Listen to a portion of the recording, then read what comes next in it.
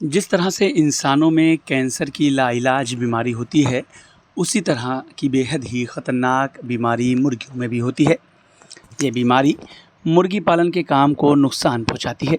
राजस्थान के पशुपालन विभाग की ओर से जानकारी दी गई है कि मेरेक्स रोग को फाउल पैरालिसिस के नाम से भी जाना जाता है।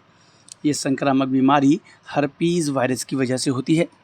इस बीमारी का नुकसान ये है कि मुर्गियों के नर्वस सिस्टम को नुकसान पहुंचाती है, वहीं अंगों और स्किन पर भी असर डालती है। पशुपालन विभाग राजस्थान के एक्सपर्ट का कहना है कि मुर्गी पालन में पक्षाघात, ट्यूमर और फिर उनमें मृत्यु दर भी दिखाई देती है। इस बीमारी का एक ये भी नुकसान है कि इसमें मुर्गियों का उत्पादन प्रभावित होता है। ब्रॉयलर मुर्गों का वज़न नहीं बढ़ता, जबकि लेयर मुर्गियां अंडा देना कम कर देती हैं, जिसके चलते पोल्ट्री फार्मर्स को नुकसान होने लगता है। इस नुकसान से बचने के लिए ज़रूरी है कि इस बीमारी से मुर्गियों को बचाया जाए। आपको बता दें कि ये बीमारी धीरे धीरे फैलकर पक्षियों के किसी भी बाहरी और भीतरी अंगों को प्रभावित करके उनके स्वाभाविक रूप में परिवर्तन ला सकती है, जिससे बर्ड कमज़ोर होकर मर जाते हैं। ये बीमारी 2 से 4 माह के पक्षियों में भी ज़्यादा होती है। बीमारी की वजह की बात की जाए तो यह बीमारी वायरस हर्पीज़ वायरस द्वारा फैलती है। मुर्गी के पंखों द्वारा ये बीमारी दूसरी मुर्गियों में फैलती है। रोग संक्रमित लार, मल और हवा द्वारा भी यह रोग फैलता है। मक्खी, मच्छर, बीट, लिटर आदि के संपर्क में आने से भी ये बीमारी फैलती है।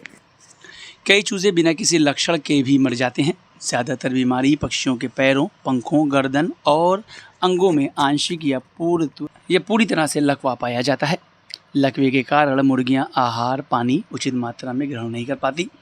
बीमारी का पहला लक्षण असाधारण पंख और बढ़ोतरी है।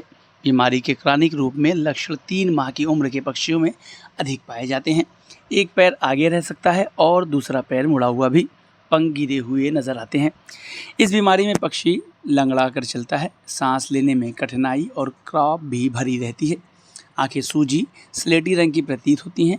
फिश आई या पर्ल आई नज़र आती है। अंदरूनी अंगों में सूक्ष्म से लेकर बड़े ट्यूमर पाए जा सकते हैं। इस बीमारी से मुर्गियों को बचाया जा सकता है, लेकिन इसके लिए 1 दिन के चूजे को हैचरी में ही इस रोग से बचाव के लिए वैक्सीनेट किया जाना चाहिए। इस रोग का टीका ब्रॉयलर या लेयर दोनों प्रकार की मुर्गियों में लगाना चाहिए। अगर आपको हमारा ये वीडियो अच्छा लगा तो हमारे YouTube चैनल को सब्सक्राइब करना न भूलें, बेल आइकन भी ज़रूर दबा दें।